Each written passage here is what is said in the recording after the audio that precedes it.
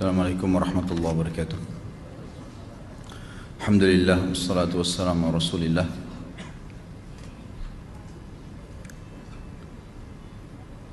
Sebelum salam ditulis, maaf Ustaz, tema yang lalu. Baik. Sudah 11 bulan saya nggak punya kerjaan tetap. Nafkah yang saya berikan ke istri sangat minim sekali. Keluarga istri meminta saya untuk pisah. Akhir-akhir ini istri juga sudah tidak tahan. Istri saya bekerja. Sebenarnya kami masih saling menyayangi. Istri saya masih cinta sama saya. Ustadz, gimana saya menyikapi masalah ini? Apa saya ikuti maunya istri dan keluarga? Saat ini istri saya lagi didekati pria lain yang lebih mapan dan kaya.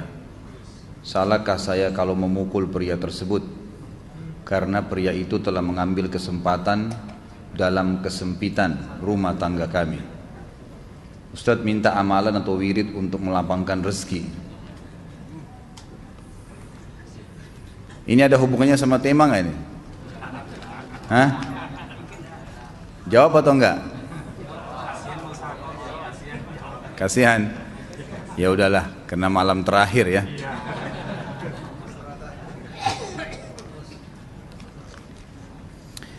Yang pertama sekali, saya menyarankan Anda saran dari laki-laki ke laki-laki. Prinsiplah dan jangan merendahkan diri di hadapan wanita. Maksudnya begini, pada saat seorang wanita yang menjadi istri Anda membutuhkan Anda, tunjukkan kebutuhan kita 1000 kali daripada dia. Dia sayang, dia perhatikan, dia siap berkorban. Kita harus 1000 kali lebih hebat daripada itu. Laki-laki memang penaung. Tapi kapan dibalik? Kalau saya pribadi, kapan dia tidak butuhkan, menunjukkan kebutuhan, saya 1000 kali tidak butuh sama dia. Untuk apa Anda merendahkan diri di depan seorang wanita yang kalau memang dia tidak bisa menjadi seorang istri? Karena kapan wanita sudah menyombongkan diri di hadapan laki-laki, tidak akan ada wibawa sama sekali. Ini poin dulu dalam pembukaan.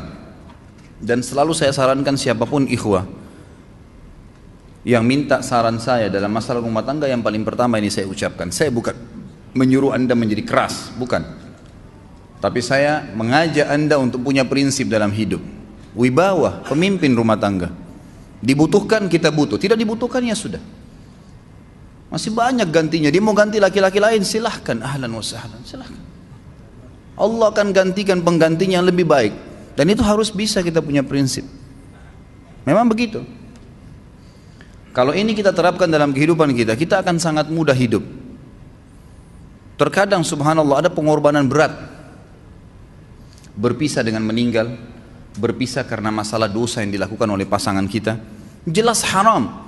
Kalau ada seorang istri hanya karena masalah suaminya kekurangan ekonomi mau berhubungan sama laki-laki lain, wanita apa ini?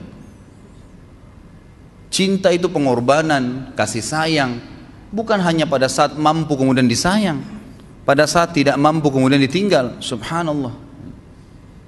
Hati-hati, hukum Allah subhanahu wa ta'ala berlaku.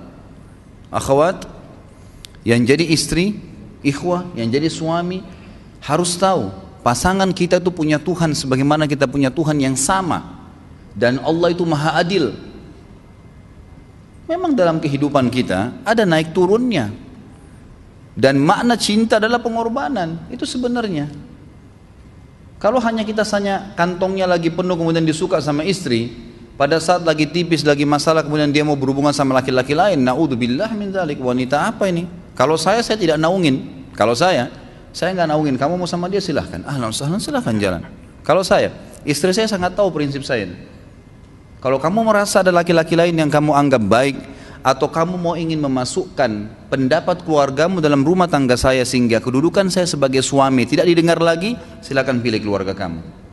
Tidak ada masalah. Jadi jangan jadikan sebagai beban, oh nanti kalau pisah saya hidupnya bagaimana, saya melarat. Ini kenapa ini? Saya mati kalau nggak sama dia, ya mati bener nanti.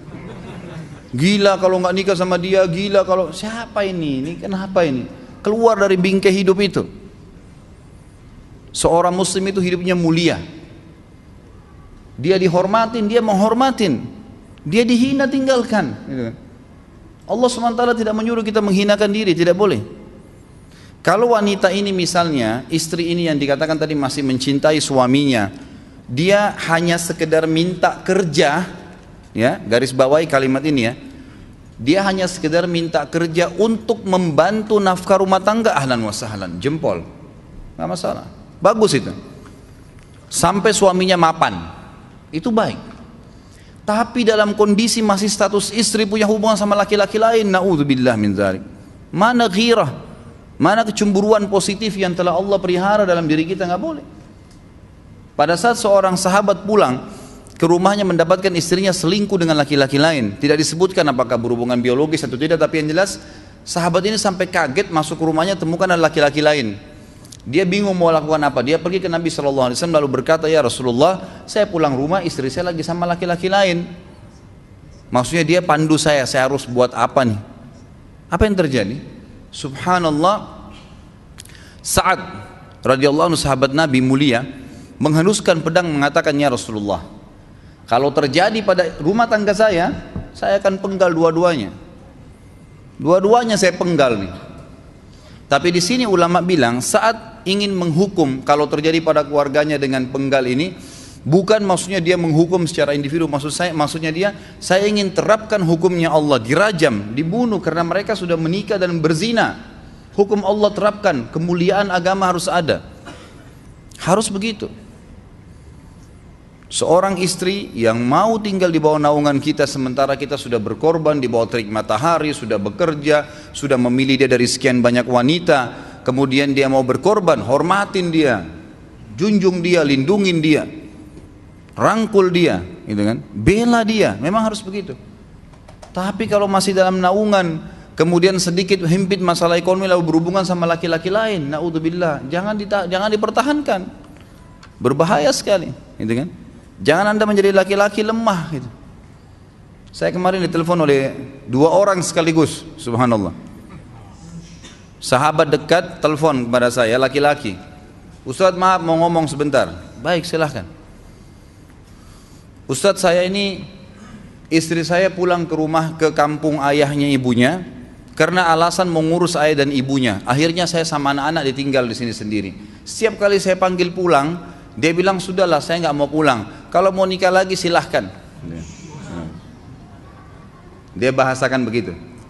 Bagaimana sarannya Ustadz? Saya bilang nikah lagi. Dengan tegas saya bilang nikah lagi.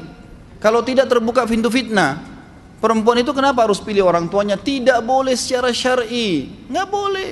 Sudah menerima akad nikahnya seorang laki-laki, laki-laki itu yang dinomorsatukan di atas ayahnya, nggak ada alasan. Kalau suami izinkan boleh urus orang tua, kalau nggak diizinkan tidak boleh, nggak boleh. Bagaimana dia tinggalkan suaminya sama anaknya? Kaget itu saya katakan begitu. Iya, bahkan sekarang hukum poligami sudah wajib bagi Anda, nggak boleh. Wajib sekarang. Ini ragu mau melangkah seakan-akan poligami itu dosa, padahal dia ditinggal oleh istrinya. Bagaimana bisa ini? Ada laki-laki seperti ini nggak punya prinsip, harus melangkah. Dia sudah dapat jawaban saya dikasih, ini Ustadz teman saya juga mau bicara, masalahnya sama lagi.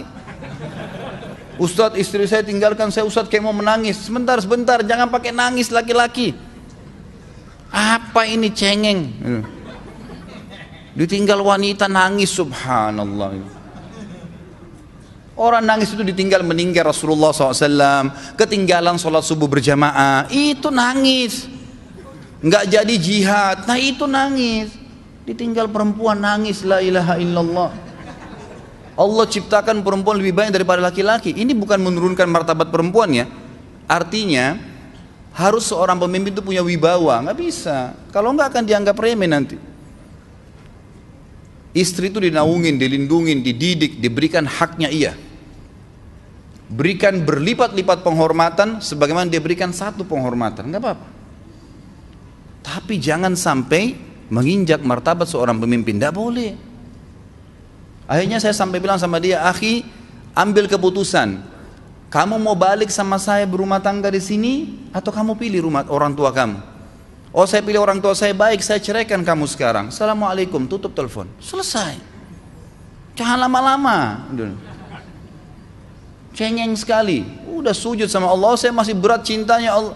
ia minta kepada Allah subhanahu wa ta'ala. Minta gampang dihilangkan dari hati. Sebagaimana dia datang dia bisa keluar, gampang itu. Subhanallah ya, jangan terlalu mencintai dunia berlebihan. Kalau saran saya, kalau istri anda ini tanya baik-baik, kalau kamu bekerja hanya karena mau bantu nafkah rumah tangga sekarang, ahlan wa sahlan, silahkan. Selama pekerjaan halal, antar dia ke tempat kerjanya.